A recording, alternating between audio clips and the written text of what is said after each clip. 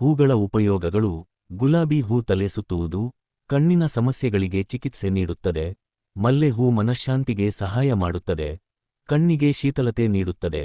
ಚೆಂಪಕ ಹೂ ವಾತದ ಸಮಸ್ಯೆ ನಿವಾರಣೆ, ದೃಷ್ಟಿಶಕ್ತಿಯನ್ನು ಉತ್ತಮಗೊಳಿಸುತ್ತದೆ. ಪಾತಿರಿ ಹೂ ಕಿವಿ ಸಂಬಂಧಿತ ಸಮಸ್ಯೆಗಳನ್ನು ಪರಿಹರಿಸುತ್ತದೆ, ಜೀರ್ಣಶಕ್ತಿಯನ್ನು ಉತ್ತಮಗೊಳಿಸುತ್ತದೆ. ಜ್ವರ ಮತ್ತು ಕಣ್ಣಿನ ಊರಿತತೆಗೆ ಉಪಯುಕ್ತ. ಸಂಬಾರ್ತಿ ಹೂ ಕೂದಲಿನ ಸಮಸ್ಯೆಗಳಿಗೆ ಚಿಕಿತ್ಸೆ, ದೇಹದ ಉಷ್ಣತೆಯನ್ನು ಕಡಿಮೆ ಮಾಡುತ್ತದೆ.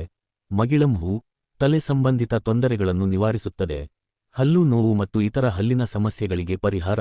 ಬಿಲ್ವ ಹೂ ಉಸಿರಾಟ ವ್ಯವಸ್ಥೆ ಸರಾಗವಾಗಿ ನಡೆಯಲು ಸಹಾಯ, ಕ್ಷಯರೋಗಕ್ಕೂ ಉಪಯೋಗಿ. ಸಿತ್ತಕತ್ತಿ ಹೂ ತಲೆನೋವಿಗೆ ಪರಿಹಾರ, ಮೆದುಳಿನ ಚುರುಕುತನವನ್ನು ಹೆಚ್ಚಿಸುತ್ತದೆ. ತಾಜಾ ಹೂ ಸುಗಂಧ ನೀಡುವುದರೊಂದಿಗೆ ಉತ್ತಮ ನಿದ್ರೆ ಮತ್ತು ದೇಹದ ಆಲಸ್ಯವನ್ನು ತೆಗೆದುಹಾಕುತ್ತದೆ. ತಾಮರ ಹೂ ತಲೆ ಊರಿತ, ತಲೆ ಸುತ್ತುವುದು ಇತ್ಯಾದಿಗೆ ಪರಿಹಾರ, ಮಾನಸಿಕ ಒತ್ತಡ ಕಡಿಮೆ ಮಾಡಿ ನಿದ್ರೆ ಉತ್ತಮಗೊಳಿಸುತ್ತದೆ. ಕನಕಾಂಬರ ಹೂ ತಲೆನೋವು ಮತ್ತು ತಲೆ ಭಾರವನ್ನು ಕಡಿಮೆ ಮಾಡುತ್ತದೆ.